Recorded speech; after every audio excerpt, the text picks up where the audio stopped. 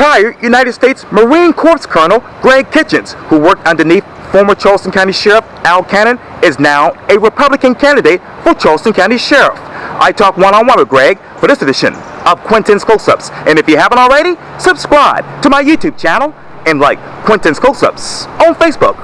Colonel Greg Kitchens. Quintin, it's good to be here. Thank you for having me. I appreciate it greatly. Welcome to Quintin's Close-Ups, by the way. Good to be here. I know that obviously we've known each other for a long time, going back to our days at St. Michael's Church. Exactly, across the street from where we are now. We're in Washington Park, right behind City Hall, right now. Mm-hmm. So, and of course, as you mentioned, St. Michael's Church serves the community in the world. You have done that as colonel. Mm-hmm. And as a former... And as a deputy. That's right. Yes, I'm a candidate for sheriff now on the Republican ticket. There's 4 of us on the for the Republican primary, which goes June 11th. Get out and vote for Greg Kitchens on June 11th.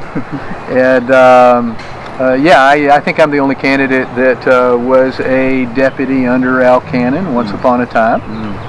I was a very proactive, community-focused deputy, and I loved it. I'd rather go out and chase a bad guy or do something good for the community. I love my job, but I've been away for a while, and I felt at the time. You asked a little while ago, why now? Why now? Why now? I felt at the time that, and this is something I saw in all along. It's kind of a long answer. Back when I was out of college, I had a job in the state of Georgia as a narcotics agent, and I traveled the whole state of Georgia. I worked with police departments in Georgia. I worked with sheriff's offices in Georgia. I worked with the highway patrol, the state, of course, and it was great. But one of the things I saw, much to my horror, was the average law enforcement agency has very low morale and very poor leadership. And that's the norm. They have poor pay. They don't treat their Jedi Knights well. And I always felt that was a shame. You know, being a Marine, Marines are world-renowned for our excellence in leadership, our excellence in high morale in difficult situations. And I was always horrified to see that people who served our community so loyally didn't always get a fair shake. And I was not, the sheriff's office under Al Cannon was good. It was better than most agencies, but it could have been a lot better. And I realized my wife passed away last year, and I very prayerfully thought about this, and I realized that now's the time to run for sheriff and take my proactive cop self and my Marine Colonel self and combine those skills along with the fact that I've been serving the community in just so many capacities over the years. Yes, sir. And I do love this community. I love Charleston. I love Charleston County. Yeah. Oh, yeah. And now's the time to bring all that together and transform this sheriff's office into the finest law enforcement agency in the state of South Carolina. Yeah, and I appreciate that storytelling. I got to get to the questions because we're short on time. Oh, well, let's go. Well, how much, when it comes to obviously the Charleston County Sheriff's Office, how much has the morale gone down by in the past 2-3 years? A good indication is numbers. Okay. If you look at an agency and they pay well, they've got good benefits, but they're having trouble retaining people, they cannot get fully staffed. Those numbers indicate morale. And of course, I still have my ear to the ground. Oh yeah. Morale is something you can feel. Woo. And it's not great. But those numbers are a big indicator. A good example of what I'm talking about is there are very few agencies, if any, inside Charleston County. We have multiple police departments on top of the county sheriff's office, and a lot of them pay well, have good benefits, but are not fully staffed. And that's an indicator that leadership and morale, which are closely tied, could be better. If you step outside Charleston County into the lower paying Berkeley County Sheriff's Office, for some reason they're fully staffed and turning away qualified applicants. If you step into the city of Somerville, fully staffed, turning away qualified applicants. They pay less money. Could it be the leadership? Could it, and those are agencies that are tied to the communities as well. It's part of the answer is there. How many qualified applicants have been turned away from the Charleston County Sheriff's Office? Like none. They're short. They're trying to find qualified applicants. Well, how much is the department actually staffed by? That's a good question. The numbers vary. And of course, if you lower standards, you will fill the ranks a little bit. But I know the last numbers I heard, yes, sir, is they were 50 deputies short on the road, and about 100 detention officers short in the jail. Now that makes it, at a certain point, you don't have the numbers to fight crime. You just have the numbers to follow crime around and make reports. Well, where are they following the crimes without all of these deputies? What are they doing? I'm sorry? Yeah, where are they following the crime without all of these deputies? Well, you get a call, you go to the call, you take a report, you get another call, and you go to that call, and you take a report. And you're just following crime around. Every once in a while, you'll stumble upon a criminal, get to arrest somebody. It's to do proactive, positive, professional law enforcement and truly serve the community the way it should be served. You need good morale, high levels of professionalism, okay? Good, solid leadership. You got to take care of your Jedi Knights, and they got to know you're taking care of them. And then you got to let them be cops. When you do that, they take pride in their badge, they take pride in the uniform, they take pride in the job, and the public they serve, the communities they serve, start taking pride in them. And that's my goal. Yes, sir. My goal isn't about numbers. Right. It's about things that you just know. Oh, yeah. And a lot of people I listen to and talk to and watch Quintin's post-ups, they want numbers. So now, numbers don't interest me as much. Yeah, the taxpayers definitely want the numbers. Yeah. But let me ask you, what resources do the cops need right now inside the Sheriff's Department to be cops? Resources, one of them's training. You got to have good quality training. And you got to filter out the meaningless training too. But you have to have good quality training. You have to have leadership not only from the top, but, and this ties in with training, a lot of this stuff I'm talking about does tie in together. You got to have leadership not just from the top, but really that leadership has to happen at the sergeant level. It has to happen at the lieutenant level. It has to happen at the captain level.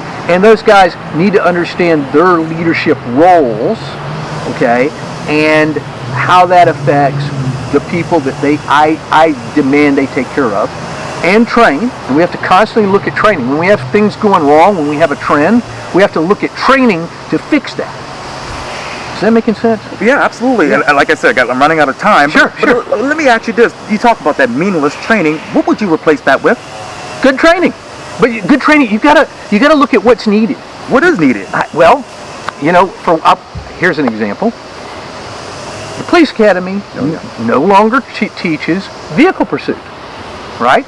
And a lot of agencies don't allow vehicle pursuit. I will allow vehicle pursuit. It's very dangerous to chase a vehicle. But the problem is not my cops chasing somebody who's running from them, it's the person running from them, which is a major problem. It's a major crime. I'm not going to have my deputies not chasing somebody because I'm not going to have them letting people go who don't cooperate. That's the very kind of person that's probably got major warrants, maybe a body in the trunk, to kidnap somebody, I don't know. But the training has to be there. We have to train them to do that right. And we have to hold them to high standards. The paper the other day, yesterday, highlighted a major lawsuit where these deputies were driving at high speeds as a game. They were playing a game to see who could get to the call first. And they were driving at high speeds, and one of those deputies, of course, had an accident and killed people. And that's a tragedy not only for the people killed, it's a tragedy for the deputy, because poor supervision led to that culture of unprofessional, dangerous behavior. Leadership matters, and it matters at every level. But training and things we're talking about and understanding what the expectations are, leadership is a complex thing, and I've done a lot of it. Yeah. What are the poor supervision techniques that are happening right now inside the Charleston County Sheriff's Department? Well, that's a very deep question. I don't really care. What I care is when I get in, I've got to find ways to change that to a positive culture, to a professional culture. And in a way, what's been going on in the past, that I'm not so much looking for assigning blame. I'm looking for the future in finding solutions, if that makes sense. What other solutions do you have? Part of it is, one of the things that's kind of unheard of in law enforcement is we promote people to sergeant as kind of a reward for being a good cop.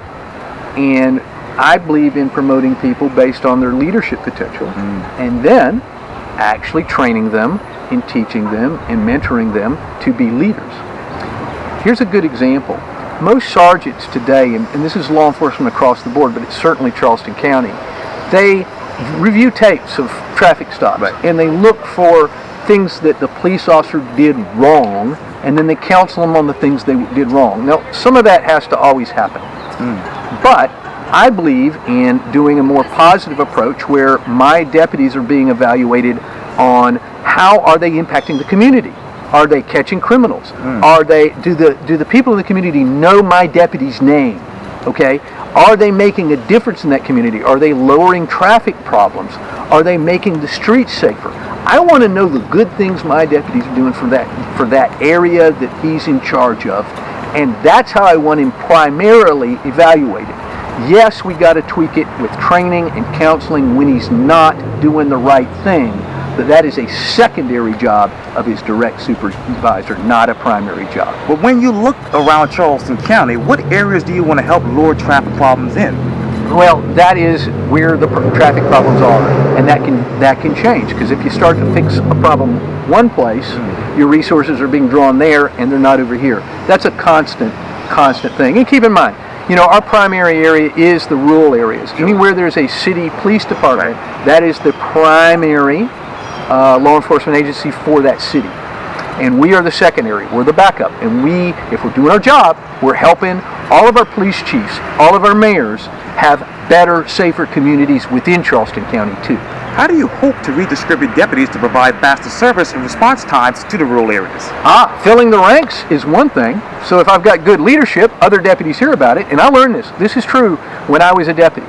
When you've got a good agency and it's got a reputation of taking good care of its Jedi Knights and letting you actually be a cop and encouraging you to do law enforcement and impact the community in a positive way, deputies will take a pay cut if they have to. They will sometimes move across the state if they have to be a part of that winning team.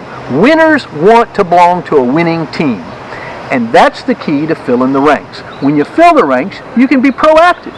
You can have enough people to affect things rather than just following crime around and reporting it. So when they're going around following crimes wherever they are in Charleston County, what are they missing out on?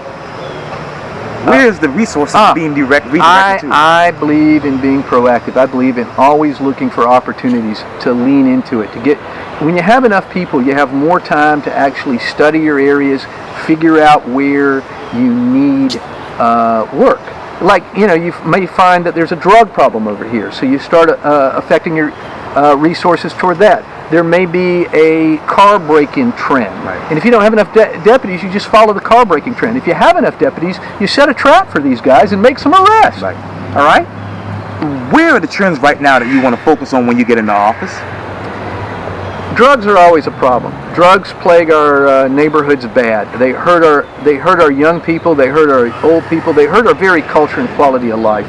I'll always put good pressure on the drug areas. And likewise, theft, robberies, there's a lot of problems wherever there are people. And I especially want to basically go where the crime is. You talk about those people. Have you been able to personally study the area? That will be part of, this is getting a little scientific, but there's a resource available to the Sheriff's Office now called ComStat. ComStat is where you have a big map of the county, and I intend to have, this is part of my 10-point plan, go to kitchensforsheriff.com. I intend to have ComStat meetings with all the agencies within Charleston County, and what we do is we put dots where there's crime trends on the map, and we study those crime trends, and they're going to vary, they're going to change, because this isn't something about yesterday, it's something about now. And then we work as a team. We start talking to different cities, different agencies, state, federal, hey, how can we help? You need our dog team? Do you need a helicopter? What can we do to help put a stop to this crime trend, to identify the criminals? And ComStat gets us all working together, and then where there's an odd hurricane, earthquake, some kind of riot, some kind of emergency, when the city of Charleston, the city of Mount Pleasant, the city of North Charleston, Folly Beach, right, when all of these guys are accustomed to working together, fighting crime as a norm, then guess what? When there's an emergency, we're more likely to work together in a good manner and be more effective there too.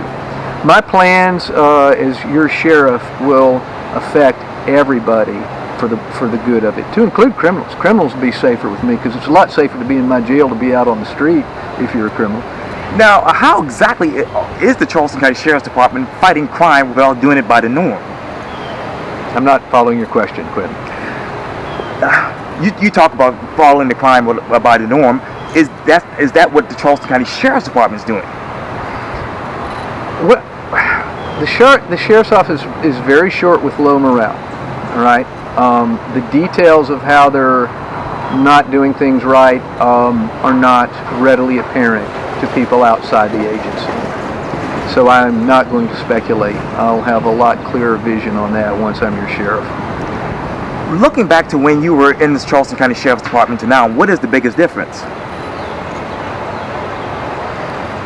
We were a good agency back then. We were still short-handed, and there were definitely leadership problems back then. Sheriff Al Cannon, good man, good honest man.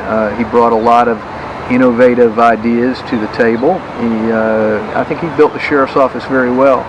But there were still weaknesses that I found frustrating, mostly in organization and morale, and the problems I outlined earlier, right, about how we select supervisors were not good then, or not as good as they could have been. I think all of that's got worse. I've had so many, one of the things I'm very proud of in this race is I've had so many law enforcement officers back me up. They want new leadership. They don't want establishment law enforcement type leadership. And they know that most of them know me, and they know my background, and they're excited about something positive like that coming into law enforcement. What exactly are the examples of established leadership right now in the sheriff's office? Establishment leadership in law enforcement, like we said, has a tendency to pick people based on the good old boy or the good old girl system, and people that may not be selected for their leadership qualities. And by that I mean even there's some very good police officers and deputies out there, very good, who may not be good leaders. You know, I've known some great police officers, but as leaders they have a tendency to micromanage or not make decisions. So you have to look at qualities beyond being a good leadership, beyond being a good cop, when you're looking for leadership. Is this current sheriff being actually obviously micromanaging things? I don't know.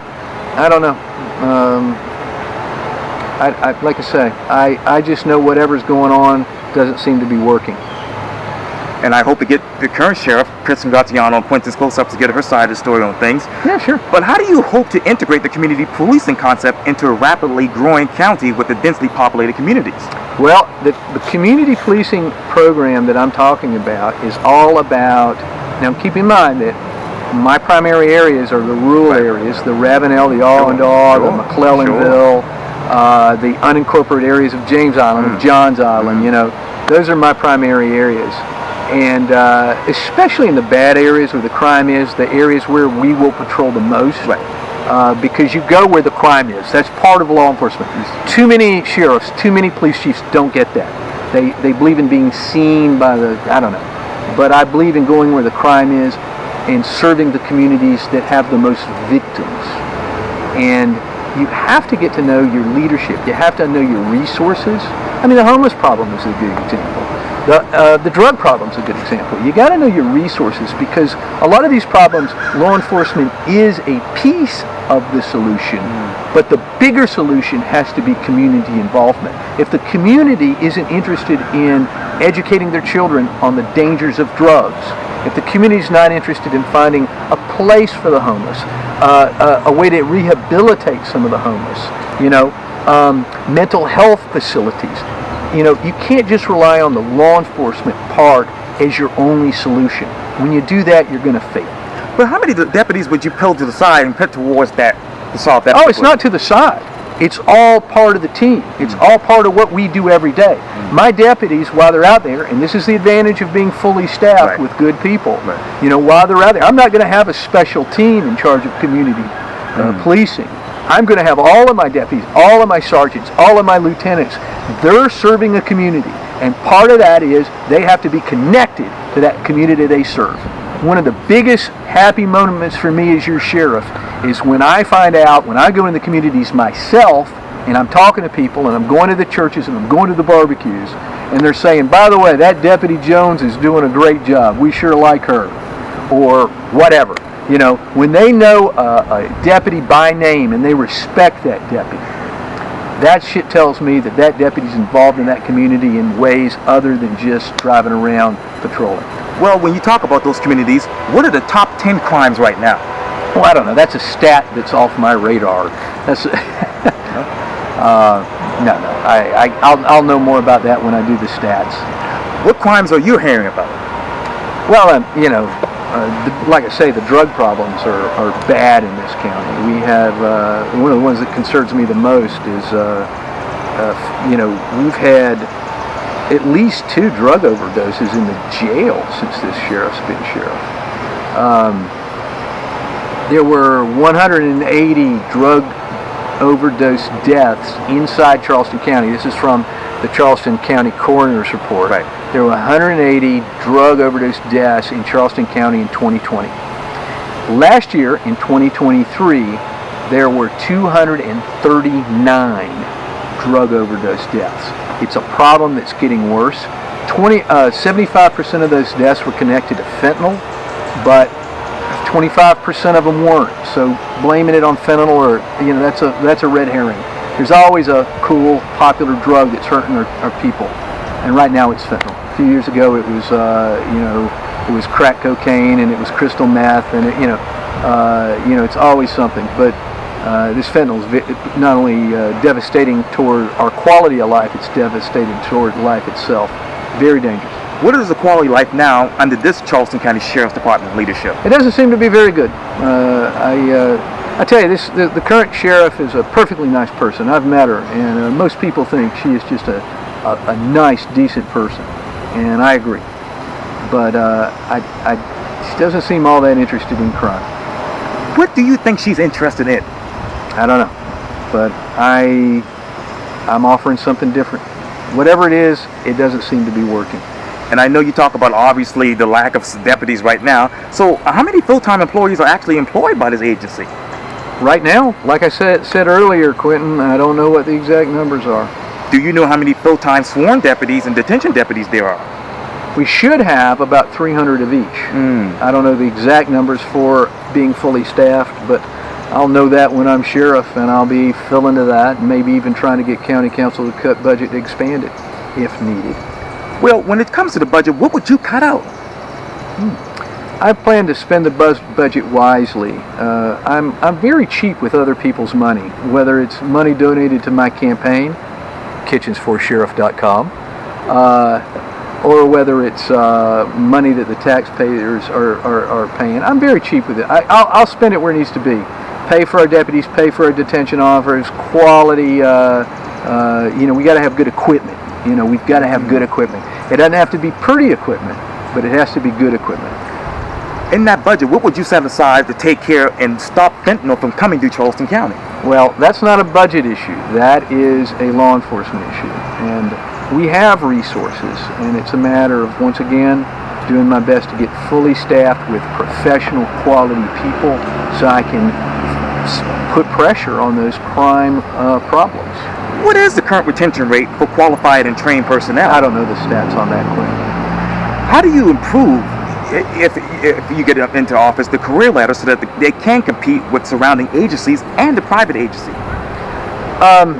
Once again, most people don't know this, but Charleston County has very competitive pay. Some of the best pay levels in the state, along with Mount Pleasant and City of Charleston.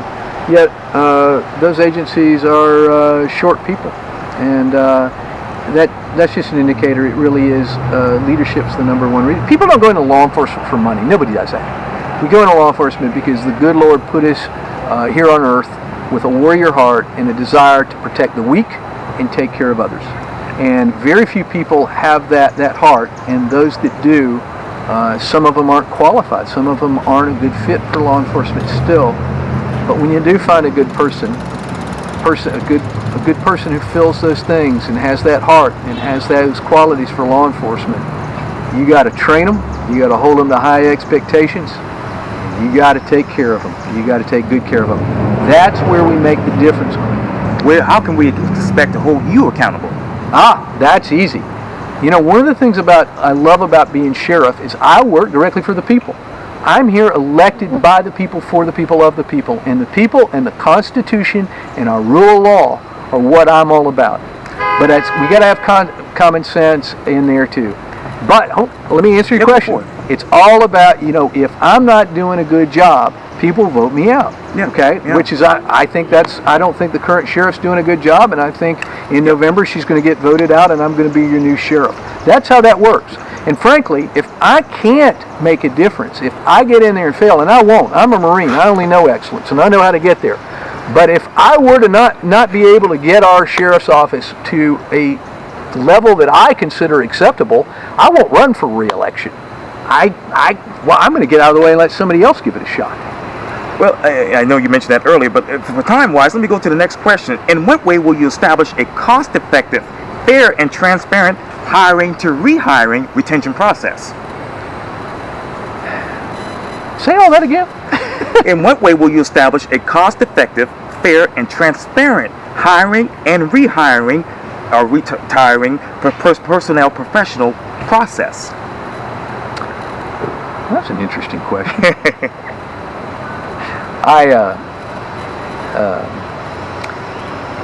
You have to have a hiring process that looks at everything. Okay, let me touch on a couple of those things. Diversity. Yes, sir. Okay, I love diversity. Diversity is essential, especially in law enforcement. Back when the United States was very segregated, law enforcement agencies started going into diversity because you have to. You have to have a quality law enforcement agency looks a lot like the community it serves. Right? Very important. But you can't ever have diversity be more important than excellence. Okay? We did this well in the Marine Corps. We had a very diverse Marine Corps, but everybody was green. Okay?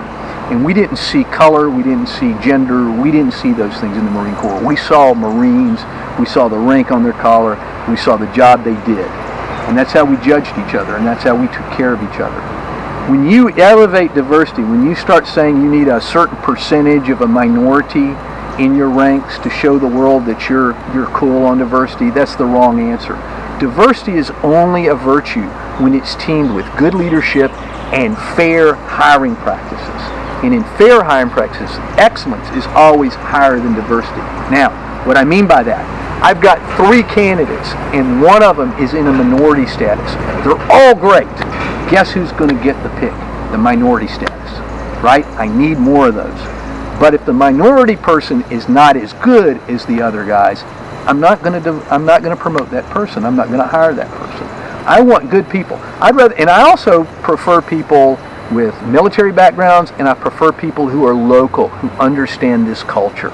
Those people will always get a nod from me. There are a lot of good people that aren't local that I'll hire, but I always prefer somebody that's local. Really understanding the culture and the people of Charleston County is a big asset. And our communities, you'll find, and you know this is true, our communities may be of a certain race or a certain group, but if they've got somebody outside that group who understands them and understands the community and cares about them in the community, they don't care that person's in a different category, different race. What other weaknesses are there when it comes to diversity with the Charleston County Sheriff's Department? The sheriff recently on International Women's Day talked about her being the only woman sheriff, and I thought that was good. But then she said she was very proud of the fact that 50% of her detention officers are women, which I thought was kind of odd. And then she said her goal is to have 30% of the law enforcement side of the house female by 2030. Well, that's an excellent example of what I'll never do. That when you say you're shooting for a percentage, you are putting diversity. You're putting that group ahead of excellence. All right. Now, if I am hiring excellent people and I'm promoting excellent people, and I've got a great sheriff's office that's a team, and 30 or 40% of them are women, I think that's great. I doubt I'll ever brag about it because it's the excellence I'm proud of. But if it's a lower percentage than that, I'm not going to sacrifice excellence and professionalism so I can brag about a percentage. That'll never happen under my watch. What else is this sheriff's department sacrificing as a result of those? I don't know. Maybe you can find out when you interview the sheriff. Oh, I definitely will. You can tell me. I definitely will. It'll be on camera. Colonel Greg Kitchens, thank you so much for your time again. Welcome to Quintin's Close-Ups. Quintin and I have had so much fun. It is always good to see you. Thank you so much. Thank you. Kitchens4sheriff.com. Thank you for your... And 11 June is the primary. Please come out and vote. Thanks. Thank you. Brother, it's good to see you as always. Likewise. Thank you.